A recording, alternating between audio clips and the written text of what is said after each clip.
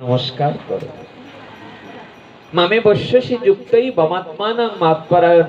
আমা পরায়ণ হয়ে যদি আমাকে প্রণাম করো, আমাকে পূজা করো, আমাকে নমস্কার করো, তাহলে অচিরেই তুমি আমার শ্রীপাদ পদ্মে অবশ্যই অবস্থান করবে। এই হলো সব থেকে গোপনীয় জ্ঞান। আমরা কোথা থেকে এখানে এসেছিলাম? শ্রেয় মধ্যে, বলো মা, শ্রেয় মধ্যে কোন শ্রেয়? জীবের হয় সার। রায় রামানন্দ বদনে বলছে, প্রভু শ্রেয় মধ্যে কোন শ্রেয় জীবের হয় সার? মহাপ্রভু প্রশ্ন করলেন। আর রায় রামানন্দ নয়ন দিয়ে প্রেমশ্রু ঝরঝর ঝরছে। কারণ তার হরিকথা কাকে শোনাচ্ছেন? সাক্ষাৎ চৈতন্য মহাপ্রভু হরিকথা শুনছেন। তার সামনে কেমন ভাবে হরিকথা বললে মহাপ্রভু শুনবেন? খুব মনে পড়ে একটা কথা, মাঝে মাঝেই মনে পড়ে, কেন জানি না। রঙ্গনাথের মন্দিরে গেছেন মহাপ্রভু। যে রঙ্গনাথের মন্দিরে সব আশেপাশে সবাই কমপ্লেন করছে যে এক ভক্ত এসে পাঠ করে, এখানে ব্রাহ্মণ কিছু ঠিক বলে না, প্রত্যেকটা শ্লোকের প্রত্যেকটা শব্দই ভুল বলে। মহাপ্রভু বললেন, কি ভক্ত যে সব অক্ষর ভুল বলে? মহাপ্রভু বললেন যে তাই তো একটু দেখতে হয়। তাহলে জানো, পাঠ করে আর কাঁদে, পাঠ করে আর কাঁদে। মহাপ্রভু বললেন, তাহলে তো আমার দেখতে হয়। ওই তো চাই মহাপ্রভু। হেমসে বলো। শ্রীমান মহাপ্রভু বিকাল বেলায় রয়ে গেলেন। এক পায়ে দুই পায়ে তাকিয়ে তাকিয়ে দেখছে রঙ্গনাথের মন্দিরের মধ্যে সেই ভক্তটার আগমন। একে তো ব্রাহ্মণ, ভগবান নিজে মুখে বলেছেন, গো ব্রাহ্মণ হিতয়ছ। আমি গাভীগণ আর ব্রাহ্মণের হিতকর্তা। মহাপ্রভুর সঙ্গে সনাতন গোস্বামী দেখা হয়েছে। সনাতনকে যে বলছে, সনাতন বড় স্বাদ ছিল অনেকদিন ধরে তোমার সাথে আমার দেখা হোক।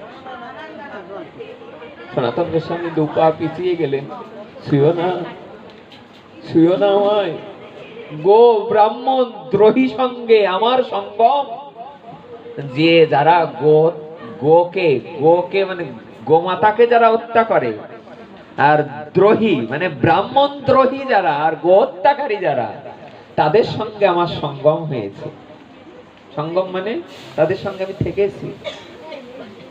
তাই তো রাজমন্ত্রী পরিত্যাগ করে আমি এখন সন্ন্যাস নিয়ে চলে এসেছি। জগায় মাদায় হইতে কোটি কোটি গুণ, অধম পতিত পাপী আমি দুইজন। রূপা সনাতন গোস্বামী বলছেন যে আমরা দুইজন জগায় মাদায় থেকেও কোটি কোটি গুণ বেশি পাপী। প্রভু ছুঁয়ো না আমাদের। জগায় মাদায় হইতে কোটি কোটি গুণ। আমরা পারবো তো নিজেদেরকে এত ছোট ভাবতে? ভাবতে হবে।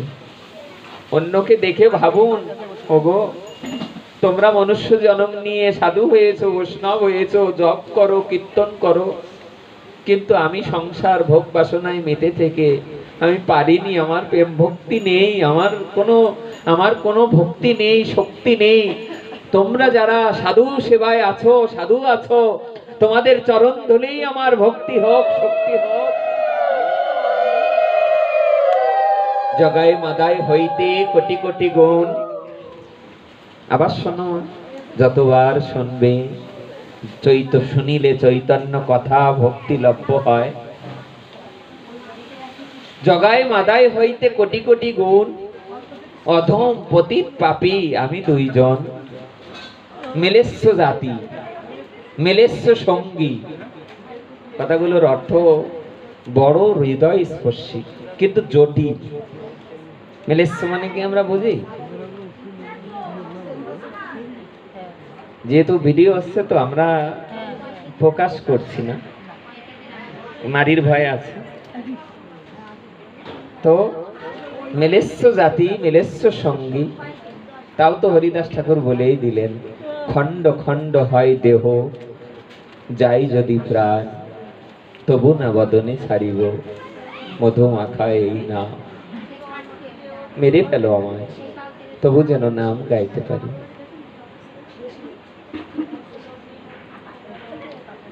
মেলেস্য জাতি, মেলেস্য সঙ্গী, করি মেলেস্য কর্ম, গো ব্রাহ্মণ দ্রোহী সঙ্গে আমার সঙ্গ। আমরা এই মেলেস্যদের সঙ্গে থেকেছি, তাদের সঙ্গে সঙ্গম। গো ব্রাহ্মণ দ্রোহীদের সঙ্গে সঙ্গম। ক্ষমা করে দাও, ক্ষমা করে দাও।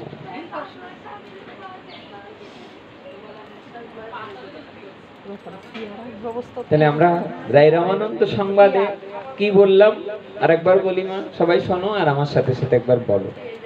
ওই যে মায়াপুরের ওই সন্ন্যাসী যেমন বললো না, আমাদের সাথে বলো, মনমনা ভব মজ্জাজি মাম নমস্কুরু। দুইবার বলো, দেখো তোমার মুখস্থ হয়ে যাবে। যদি নাও হয়, যে জিহ্বায় একবার হরিনাম উচ্চারণ হলো, যে জিহ্বা দিয়ে অনাদিরাদি গোবিন্দ যে শ্লোক উচ্চারণ করেছেন, সেই শ্লোক আমার বদন দিয়ে একবার উচ্চারণ হলো, তুমি নামের মালা গিলে খেয়ে ফেললে। তোমাকে আর দ্বিতীয় দিন অপেক্ষা করা লাগবে না। তুমি যে ওই শ্লোক একবার উচ্চারণ করেছো, যেদিন ঘোড়া পূর্ণ হবে, পাপের ঘোড়া বা জীবনের খাতা যেদিন পূর্ণ হয়ে যাবে,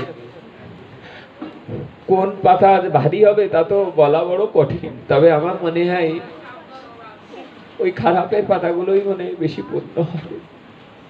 রায় রামানন্দ মহাপ্রভুকে বলছে, প্রভু আমি কি করে ওই কথা বলবো? প্রভু কহে রায় রামানন্দ, প্রভু কহে রায় তুমি মহাভাগবত উত্তম, তোমার দর্শনে সবার দ্রব হইল মন। তোমাকে যেই মাত্র ভক্তরা দেখলো, দেখার সাথে সাথে তাদের হৃদয় দিয়ে যেন এক অনাবিল আনন্দ প্রেম উদ্বেলিত হতে থাকলো। রায় রামানন্দ যে যেন মহাপ্রভুর তার বদনে হাত দিতে পারছে না, যেন মনে মনে বলছে, প্রভু আর বলো না, বদনে যেন আর বলো না। মহাপ্রভু বলছে, রায় তুমি যে নিজেকে বলছো যে তুমি কি করে হরি কথা বলবে,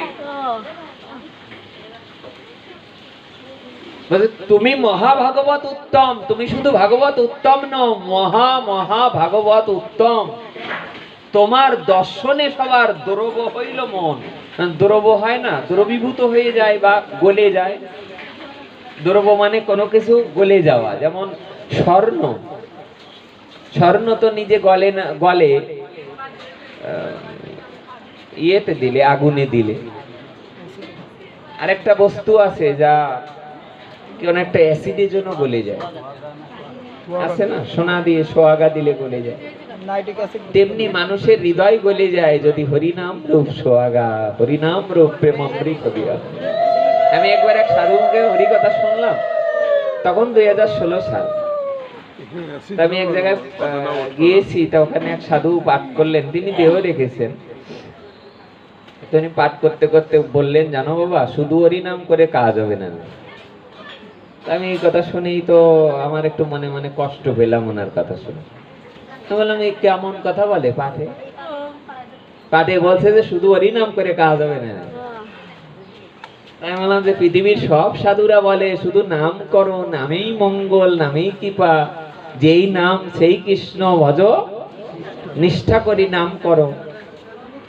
এই কথা বলার সাথে সাথে তো আমরা আমাদের মধ্যে থেকে একজন উঠে দাঁড়িয়ে বললো, শুধু নাম করলেই যদি মঙ্গল না হবে, তাহলে মহাপ্রভু বললেন কেন হরের নাম হরের নাম হরের নাম হইব কে বলো? তা বলে, দাঁড়াও আমাকে বলতে দাও। তা তখন সবাই চুপ হয়ে বসলো। তো উনি বললেন, কাশি হয়েছে তোমার? যে উঠে দাঁড়িয়েছে বলছে, তোমার কাশি হয়েছে কোনোদিন? তা বলে, হ্যাঁ আমার তো এখনই কাশি আছে। তা বলে যে তুমি জানো ভেষজ কি ওষুধ খেলে কাশি সেরে যায়? তা বলে, হ্যাঁ আমার ছোটবেলা আমার মা ওই বাসকের পাতার রস খাইয়ে দিত।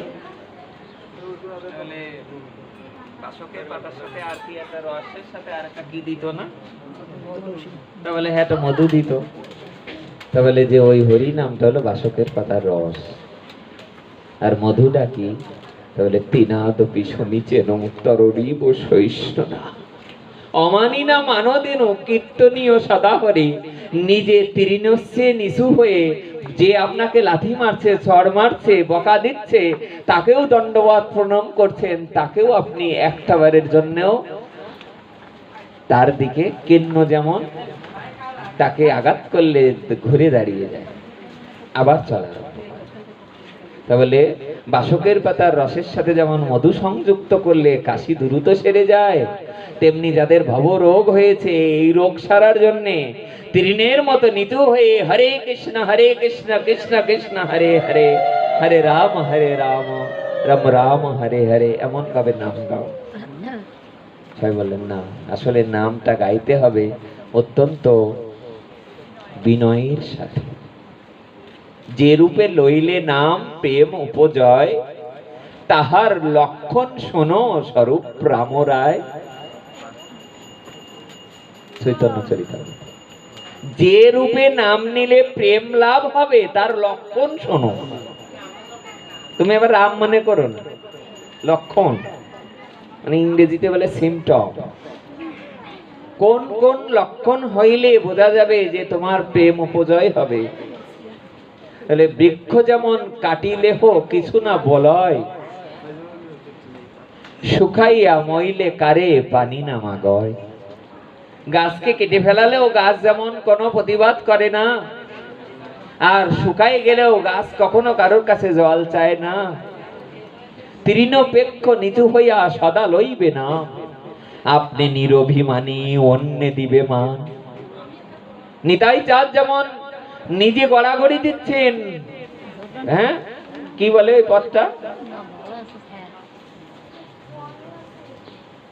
অক্রদ, ওখানে একটা পদ আছে না, যে সোনারও পর্বত যেন ধুলাতে লোটায়।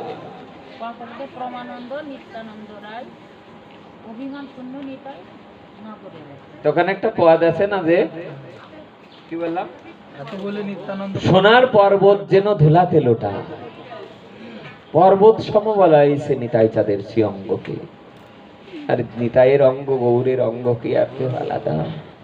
হেন অবতার হবে কি হয়েছে, হেন প্রেম প্রচার, দুরমতি অতি পতিত পাষণ্ডী, প্রাণে না মারিল কারে। হরি নাম দিয়ে হৃদয় শোধিল, যাচি গিয়া ঘরে ঘরে। ভববৃন্চির বাঞ্ছিত যে প্রেম, জগতে ফেলিল ঢালি। কাঙ্গালে পায়া খাইল নাচিয়া, বাজাইয়া করতালি।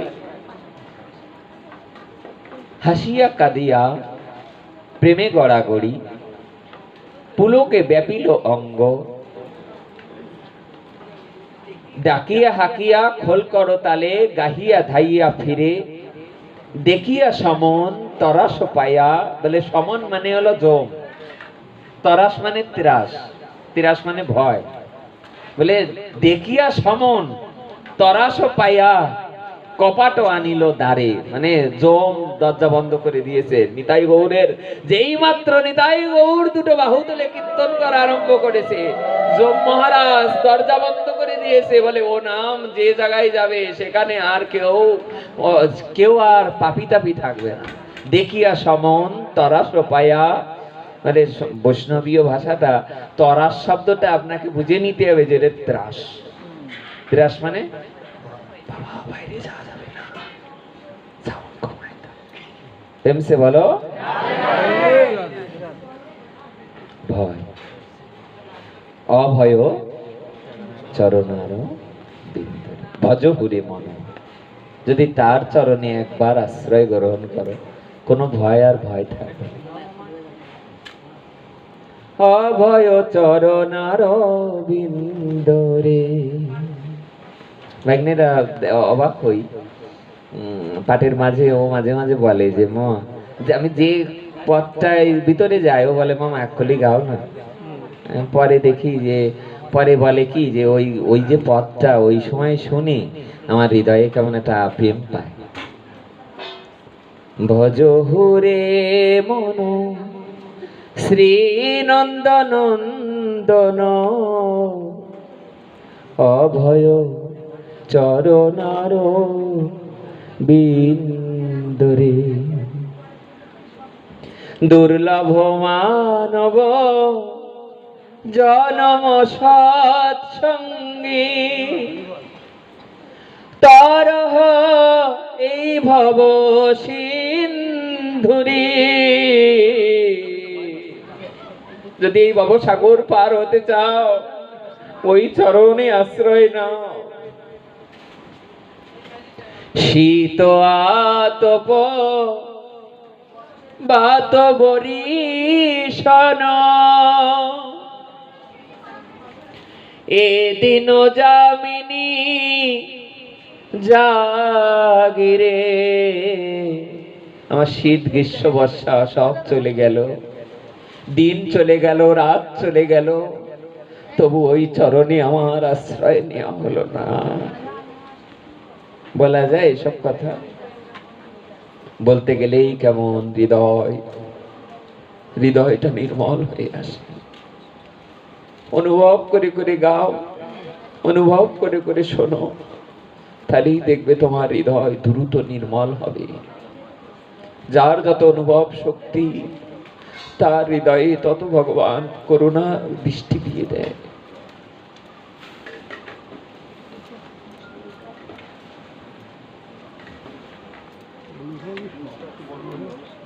দেখিয়া সমন তারাস পায়া, আরেক লাইন গালি ভালো হতো না? ভালোই লাগছে। শীত আতপ বাত বরিশন এদিন যামিনী জাগিরে। বিফলে সেবিন কৃপণ দুরজন চপল সুখ লব লাগিরে। কি সুখের জন্য? ঘর বেঁধেছি মিথ্যা সুখের জন্য। চপল সুখ লব লাগিরে এ ধন যৌবন। ধন যৌবন টাকা পয়সা সব, এ ধন যৌবন পুত্র পরিজন ই থেকে আছে পর তিতরে। কমল দল জল। একদিন দেখি রাধাকুণ্ডের আমাদের বাবা হিরণময় বাবা দেখি বলছেন নলিনী দলজল। নলিনী আর কমল একই কথা। কমল দল জল জীবন টলমল ভজ হরিপদ নীতিরে। বলে পদ্ম পাতার উপরে যেমন জল টলমল টলমল করছে, আমাদের জীবনটাও টলমল টলমল করছে। পদ্মের পাতাটার থেকে জল যেই যেমন পড়ে যাবে, আমাদের জীবন থেকে প্রাণ পাখি করে উড়ে চলে যাবে। তাই কি করতে বললেন? শেষের দুটো লাইন বড় অনুপম। শোভন কীর্তন যা করছেন এখন, যদি করতেই হয় তাহলে শোভন করুন, আর কি করুন? কীর্তন করুন। শোভন কীর্তন শরণ বন্দন পাদ সেবন দাসুরে। পূজন সখী জন আত্মনিবেদন গোবিন্দ দাস অভিলাষী রে। অভিলাষী মানে ইচ্ছুক। আছে না একটা শব্দ আছে বাংলায়, ইচ্ছা, যাকে দেখবেন আপনি যখন এর সমার্থবোধক শব্দ বলবেন, একটা শব্দের অনেক ব্যাখ্যা, অনেক অর্থ, অনেক মানে। এবং লেখা আছে যে কামনা, বাসনা, ইচ্ছা, অভিলাষ, অভিপ্রায়, এটা একবারে আমরা ফার্স্টে বলি। ইংরেজিতে বলে উইলিং। তোমার ইচ্ছা থাকতে। গোবিন্দ দাসের অভিলাষ আছে কি? অভিলাষী রে। শ্রবণ কীর্তন শরণ বন্দন। বন্দনা করো, স্মরণ করো, যে তোমার শরণ লয় তার বাঞ্ছা। আমরা ফিরে আসি, আমরা রায় রামানন্দের প্রথম যে শ্লোকটা উচ্চারণ করেছিলাম, শ্রেয় মধ্যে কোন শ্রেয় জীবের হয় সার। সার মানে কি?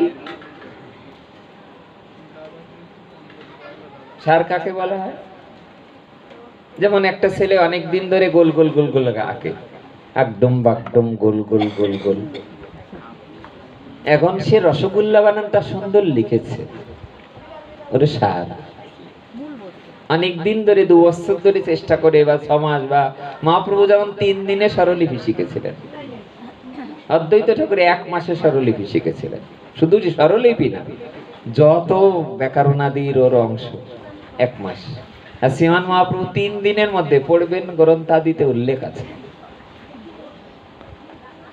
ওনারা তো পরতত্ত্ব, সাক্ষাৎ তত্ত্ব, ওনাদের সাথে কি আর আমাদের তুলনা হবে? আমরা মূর্খ, আমরা নয়, আমার। তাহলে তো আপনারা মনে মনে কষ্ট পাবেন। সার মানে ইংরেজিতে বলা হয় জিস্ট, মানে মূল যে বিষয়টা। প্রশ্ন করছেন রায় রামানন্দ আর উত্তর দিচ্ছেন মহাপ্রভু। প্রশ্ন করছেন আর উত্তর দিচ্ছেন রায় রামানন্দ।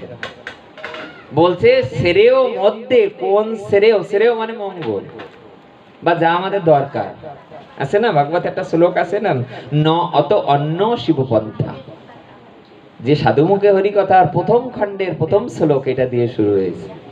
পণ্ডিত অনন্ত দাস বাবাজি মহারাজ, যিনি বৃন্দাবনের, ওনার সাধুমুখে হরি কথা 10 খণ্ড গ্রন্থের প্রথম খণ্ডের প্রথম শ্লোক এটি। আমি একদিন দাদার কাছে প্রশ্ন করেছিলাম, বিল্লমঙ্গলদাকে, আমি বলছি যে আমি তো উচ্চারণও বুঝি না, কি করে বাংলা বলবো, কি করব? তা আমাকে লেগে থাকো। আমাকে বলছে লেগে থাকো, লেগে থাকলেই দেখবে কোনো ছেলে মেয়ে যদি পরীক্ষায় ভালো রেজাল্ট করতে চায়, তাকে তো লেগে থাকতে। লেগে না থাকলে যেমন সে ভালো মার্কস পাবে না, তেমনি বৈষ্ণব সমাজে যদি আপনি রাধারানীর প্রেম ভক্তিকে আস্বাদন করেন, মহাপ্রভুর প্রেম ভক্তিকে আস্বাদন করতে চান, তাহলে লেগে থাকুন। প্রতিদিন অল্প অল্প করুন, একটু জপ, একটু প্রসাদ, একটু তুলসী তুলে গোবিন্দ চরণে দাও, 2টো মালা গেঁথে দাও। করতে করতে দেখবে ওই দিকে না তাকালে আর ভালো লাগবে না, মনে হবে জীবনের বেলা চলে যাচ্ছে, আর বেলা নেই। যেদিন রাধাষ্টমী গেল, গাড়ির মধ্যে মাঝে মাঝে শুধু মনে আছে, এই তো রাধাষ্টমীর দিনটা চলে গেল, তো নাম করো হরে কৃষ্ণ হরে কৃষ্ণ কৃষ্ণ কৃষ্ণ, বারবার নাম করো, বারবার বেলা চলে যাচ্ছে। যদি কারোর মনের মধ্যে একবার বেলা চলে যাচ্ছে এই কথাটা ভাবনায় আসে, আহা বেলা চলে গেল আমার, আর কিছু না, শুধু এইটুকু ভাববে, চলে গেল বেলা। সূর্য যেমন পাটে চলে যায়, যায় কিনা? সূর্য যেমন দিন অন্তে দেখবে দিন চলেই যায়, আজকে যেমন দেখবে সূর্যের দিন চলেই যাবে, বিকাল বেলায় যে দেখবে সূর্য পাটে বসে গেছে, হঠাৎ তাকিয়ে দেখবে আমারও আয়ু বেলা পাটে বসার মতো হয়ে গেছে। সূর্য যেমন অস্ত যায়, মানুষের জীবনও তেমন চলে যায়।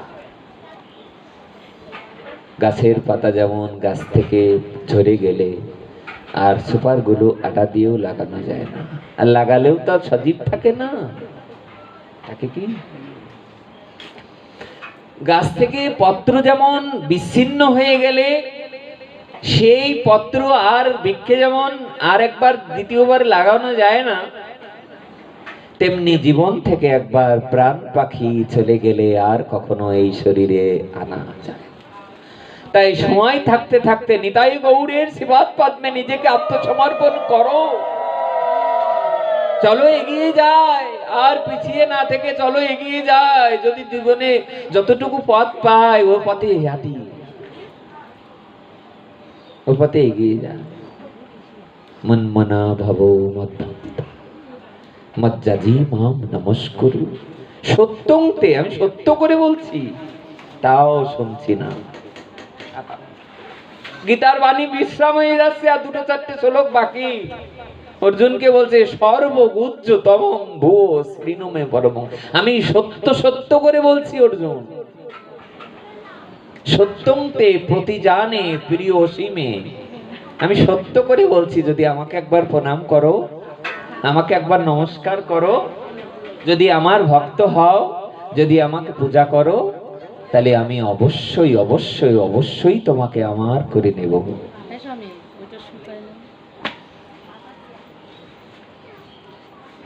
তাই রামানন্দ কে বলা হলো শ্রেয় মধ্যে কোন শ্রেয় জীবের হয় সার।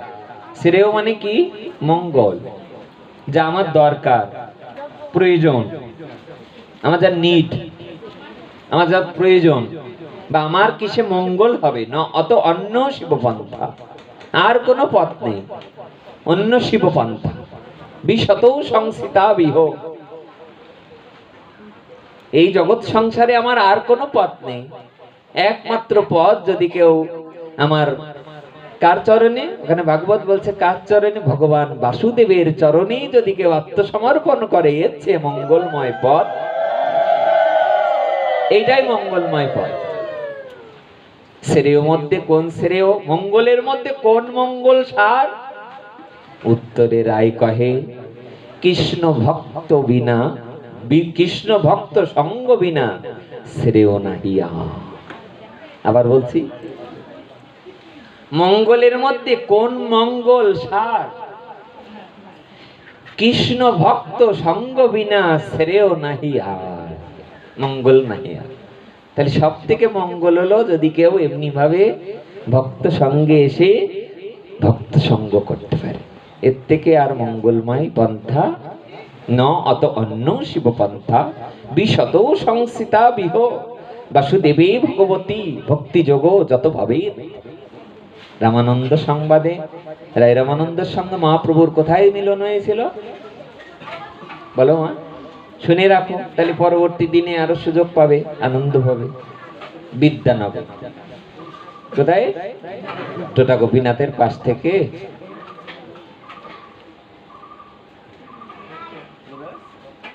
আমাদের ভাষাও সুন্দর নয়, ভাষাও সুন্দর নয়, কথাও সুন্দর নয়। মূর্খ মানুষ, জগতে হয়তো দুই এক লাইন যা দু চার লাইন লেখাপড়া করেছি, কেন যে ভক্তি হয় না, কেন যে শ্রদ্ধা হয় না? মনে হয় যেন নিরন্তর তার নাম গুণকীর্তনে বিনোদ বাবার মতো ভোর 4টেই বসে আর বেলা 3টেই ওঠে এক আসনে। যদি কোনো সময় একটু বাথরুমে যেতে হয়, তাও নাকি বলতে থাকে সময় চলে গেল, চলে আসবো বৃন্দাবনের থেকে। প্রথমবার গিয়েছি 21 দিনের মাথায় বাবাকে বলছি, বিনোদ বাবার সামনে যে কথা বলতে লজ্জা করছে, ভয় করছে। তা আশেপাশে যেসব ওনার পার্শ্বদরা আছে, ওনাদেরকে জিজ্ঞাসা বলছি যে কালকে তো চলে যাব বাংলাদেশে, তো প্রায় 21-22 দিন হয়ে গেল, তা আমার বিনোদ বাবার সাথে 1 মিনিট কথা বলিয়ে দেবে? যদি উনি কথা বলেছেন আমাকে বলছে যে থাকো, এখানে এসেছো 2-3 দিন থাকো। আমি তো আর বলতে পারতেছি না যে আমি তো এখানে থাকার জন্য এসেছি, বাবা নেই। কৃষিঘাটে গেছি, মন দাঁড়াচ্ছে না, ওখানে যে মনে হচ্ছে তো বিনোদ বাবার কাছে। তার কারণ যিনি প্রকট লীলায় আছেন তার কাছে গেলে আনন্দ বেশি পাওয়া যায়, যাকে দেখা যায় আর কি। নাকি কথাটা কেমন হলো জানি না, কেউ যেন আবার নেগেটিভ না নেয়। তো গেছি, দুটো ব্যাগই সরাসরি নিয়ে যে বসানায় নিয়ে যে বাবার ওখানে মন্দিরে রাখছি, কিন্তু বলতে পারছি না যে বাবা ব্যাগ নিয়ে এসছি, আমি থাকবো। 11টা বেজে গেছে, 11:30। ওখানে একটু দেরি হয়, পরিক্রমা করে দেরি করে আসেন না, আসা তো যায় না। দ্বিতীয় হলো যে ব্যাগ দুটো ভিতরেই রাখছি, কিন্তু ব্যাগ দুটো আড়ালে রাখছি, ব্যাগ দেখলি যদি এবার কিছু বলে। তার পাশে যে দাঁড়িয়ে আছি, দেখি উনি পরিক্রমা করে ফিরছেন, কয়েক মেয়ে ছেলে হাঁটু গেড়ে দিয়ে বসে ঝরঝর কাঁদছে। বিনোদ বাবা দেখেই বুঝে ফেলেছেন যে এরা তো সাধারণ কেউ না। দেখে ওদেরকে বলছে, মা প্রাণধন কে হতা है? মেয়ে কয়টা দেখলাম উত্তর দিল, বলে আমারও ধন প্রাণধন রাধা রানী হতা है বাবা। যেই মাত্র বললেন আমারও ধন রাধা, আমারও ধন রাধা, পাঠ হলো, কীর্তন হলো, একবারের জন্য বলতে পারছি না যে আমার দুটো ব্যাগ রয়েছে, কোথায় যাব। দরজাও দিয়ে দিলেন। দেখি 2 মিনিট পরে নিজেই বেরিয়ে এসছেন, এসে আমার কাছে বলছে যে कहाँ से आया बेटा? बाबा पहली बार बांग्लादेश से है, हिंदी वो नहीं है, वो थोड़ा आता है। বলছে मेरा पास रहो, আমার কাছে থাকো, 2-3 দিন থাকো। অন্তরের ভাষা সাধুরা কি করে বোঝে? বলে যাকে ভালোবাসলে প্রেম ভক্তি হৃদয়ে দান করে, সে ভাষা বুঝবে না তো বুঝবে কি? মরমের ভাষা মরমে জানে, হৃদয়ের ভাষা হৃদয়ে বসে জানে। তো তুমি কোথায় যাবে না যাবে, হৃদয়ে বসে জানে সে। আমার আজ কোথায় যাওয়া উচিত, আমার আজ নাম করতে কেমন ইচ্ছা না অনিচ্ছা, বুঝতেছে না উনি। ভগবান কি বাইরে খুঁজতে না যে ভিতরে খোঁজা ভালো। রবীন্দ্রনাথ ঠাকুর তার এমনি এমনি বলে নাই যে আমার হেয়ার মাঝে লুকিয়েছিলে, দেখতে তোমায় পাইনি কবু। কতদিন হয়ে গেল তোমায় একবার দেখতে পেলাম না হৃদয় মাঝে। কালকে বাংলাদেশ চলে যাব, তা আমাকে একটা উপদেশ দেন। শোনার সাথে সাথে দেখ চোখ দুটো লাল টক টক টক টক করছে। কালকে বলছিলাম না পাঠে যে নিতাই গৌর বারান্দি পাড়াতে, যে নিতাই গৌরের চোখ দুটো কেমন লাল টক টক করতো। চোখ দেখেই নিতাই গৌরকে ভালোবেসে এমন প্রেম ভক্তি, আজানুলম্বিত ভুজো কোন কাবদাত, চোখ দিয়ে ঝরঝর জল ঝরছে। আমাকে একটা উপদেশ দেন। বললেন কি আর বলবো, যেখানেই যাও হরি নামকে ভুলে যেও না। আর যদি কখনো সুযোগ পাও রাধা কুণ্ডে এসো, রাধা রাধা কীর্তন করো। শ্রেয় মধ্যে কোন শ্রেয়, জীবের হয় সার, কৃষ্ণ ভক্ত সঙ্গ বিনা শ্রেয় নাহি আর। রামানন্দ গোপীনাথে তাই রামানন্দ গিয়েছেন, স্বরূপ দামোদর গিয়েছেন।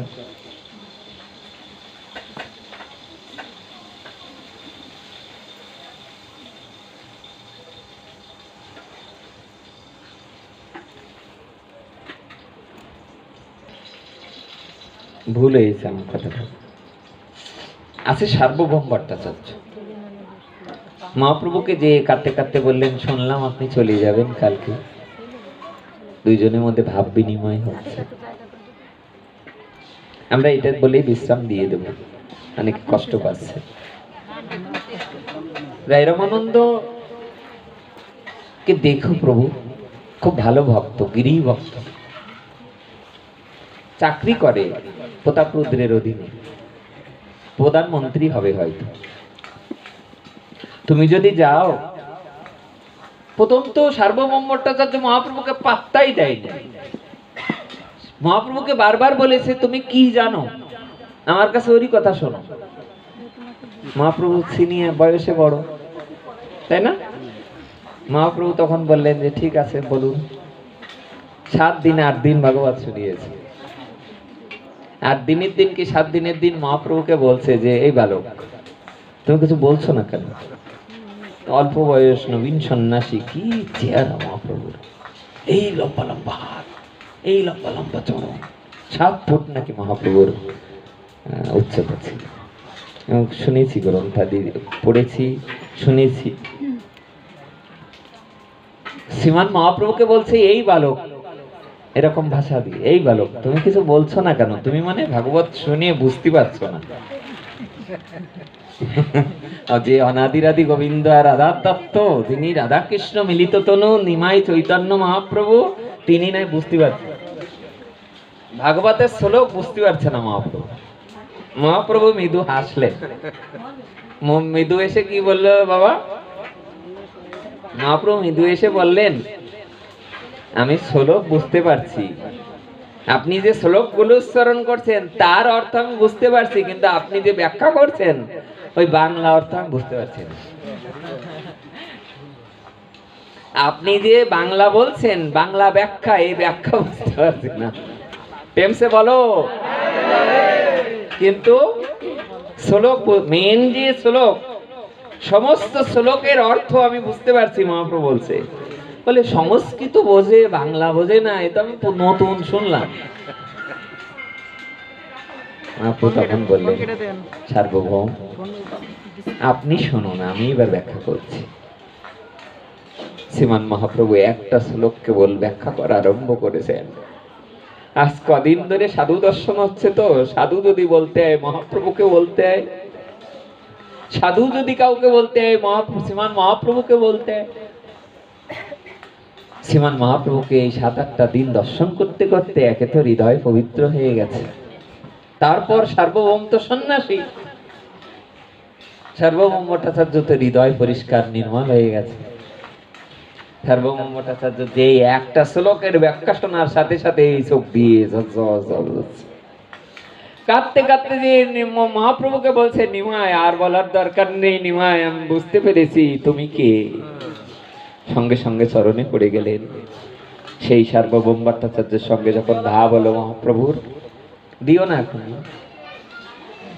সার্বভৌম ভট্টাচার্য বলে, চলেই যখন যাবে, কতদিন তোমায় দেখবো না।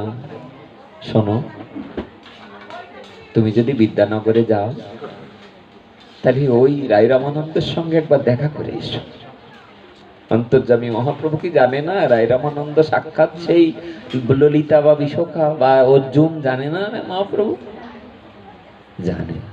তবু লীলা বিলাসের ক্ষেত্রে সার্বভৌমকে বললেন, হ্যাঁ সার্বভৌম, আমি যে দেখা করব, দেখি কেমন ভক্ত সে, যেন দুজনার মিলন হবে। মহাপ্রভু দক্ষিণ ভারত পরিভ্রমণ করতে গিয়েছেন, বিদ্যানগরের মধ্যে প্রবেশ করেছেন। গোদাবরীর তীরে সেই বৃক্ষটার তলে মনে হচ্ছে যেন এই মহাপ্রভু বসে আছে। আজান লম্বিত ভুজ কনকাবদাত সংকীর্তনৈক পিতর কমলায়তাক্ষ বিশ্বম্বর দ্বিজবর যুগধর্ম পাল বন্দে জগৎ প্রিয় কর করুণায় অবতার। শ্রীমান মহাপ্রভু স্নান করেছেন গোদাবরীর তীরে, গঙ্গায়। দাপরে যেমন যমুনা যমুনা করে বেড়াতেন, কলিতে এবার গঙ্গা গঙ্গা বলে বেড়াতেন। যমুনারও লীলাদি পছন্দ করেন উনি, তথাপিও গঙ্গাকে উনি এবার বেশি প্রাধান্য দিয়েছেন। উনি নিজেও বলেছেন, এটা কোন সাধু মুখেই হয়তো শোনা আমার, যে গঙ্গার ভাড়ে জীবনে কখনো কেউ ভজন সাধন করে নাই, কিন্তু গঙ্গার পাড়ে যে যদি কারোর মৃত্যু হয়, তারও বৈকুণ্ঠ প্রাপ্ত হয়। সকল পূজা পার্বণে গঙ্গার জলকে অগ্রাধিকার দেয়া হয়েছে। গঙ্গার জল সদা পবিত্র বলা হয়েছে। যেমন সাক্ষাৎ শ্রী গোবিন্দ বলেছে, তুলসী সদা পবিত্র, গীতা গ্রন্থ সদা পবিত্র, গঙ্গা সদা পবিত্র। আর একটা 4টে কথা বলেছেন শ্রী গোবিন্দ, 3টে বলেছি, গঙ্গা, গঙ্গা, তুলসী, গীতা, ভগবত গীতা, আর আরেকটা 4 নম্বর হলো বৈষ্ণব। বৈষ্ণব সদা পবিত্র, তোমারও হৃদয়ে সদা সদা গোবিন্দের বিশ্রাম। যদি সেই স্তরে কেউ পৌঁছায়, এতটাই সহজ নয়। ওই স্তরে গেলে আবার মন অন্যদিকে ঘুরে যায়। আজকে গেল মন, দেখো হঠাৎ করে মায়া আবার টেনে নিয়ে খারাপ দিকে নিয়েছিল। এ তো মায়ার স্বভাব, কিন্তু তবুও লেগে থাকতে হবে। গোবিন্দ গীতাতে বলছে যে দৈবীস্যা গুণময়ী মম মায়া দূরত্বয়া মাম এব।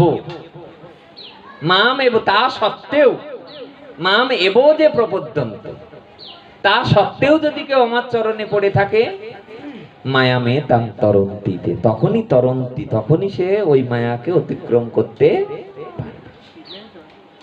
নমাং দুষ্কৃতিন মূঢ়া প্রপদ্যন্তে নরাধমা, যারা নরাধম, যারা নমাং দুষ্কৃতিকারী, যারা, তারা তো আর আমার চরণে কেউ আসবে না। নমাং দুষ্কৃতি মোড়া প্রবদ্ধন্তে নরাধমা, মায়া অপহৃত, আমি মায়া দ্বারা তাদের জ্ঞান অপহরণ করে রেখেছি। ও মা, কৃষ্ণ কও, কৃষ্ণ বলো মা। আমার সময় নেই, আমি রান্না করার জ্বালায় পথ পাই না। মায়া অপহৃত কেন? বাবার মুখে শুনছি যে একজন মারা যাচ্ছে, বুঝে ফেলেছে বাড়ির লোকজন যে আর হবেন না, শেষ জলটা দিচ্ছে। মাথার কাছে যে বড় ছেলেটা বলছে, বাবা একবার হরে কৃষ্ণ বলে। তা উত্তর দিচ্ছে বাবা, শ্বাস উঠে গেছে, বলে আমি অত বড় নাম কতি টতি পারবো টারবো না।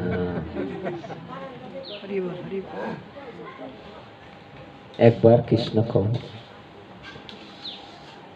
বড় ছেলেকে ডাকছে, বড় ছেলে হাসছে, মাথার কাছে যাচ্ছে, বাবা আমি এই। মেজোটাও আসছে, সেজোটাও আসছে, ছোট ডারেও ডাকছে, ছোট।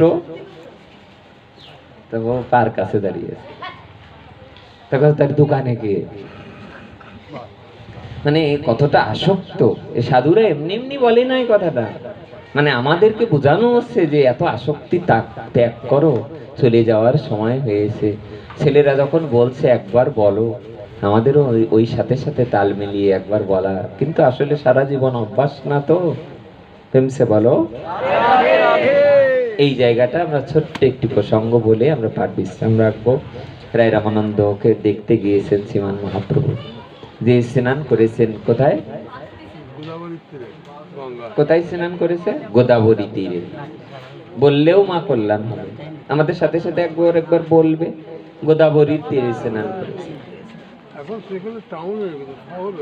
আমি যদিও গোদাবরীতে যাইনি, আমি দেখি যদি বেঁচে থাকি একটু আশীর্বাদ করে দেন, আয়ু বাড়াই নিলাম।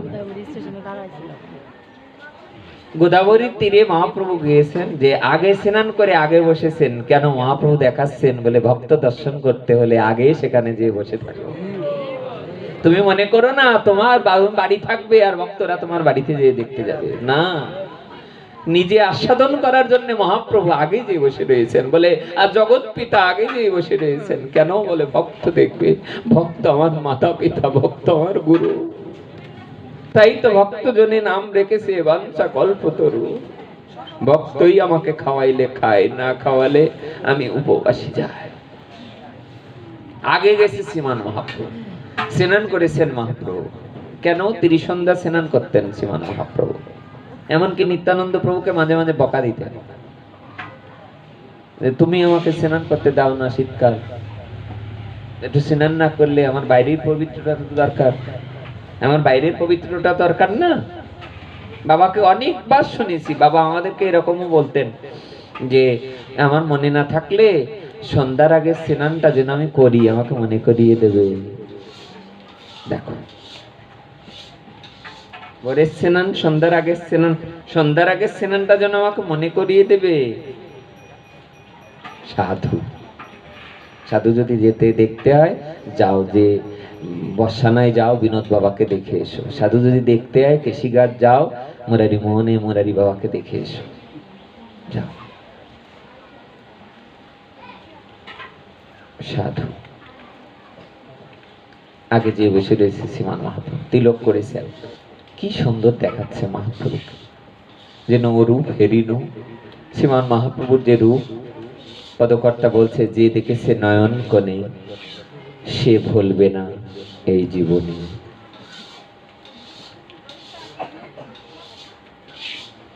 শুনেছে লোক মুখে যে রায় রামানন্দ স্নান করতে আসবে পালকিতে। কিসে আসবে?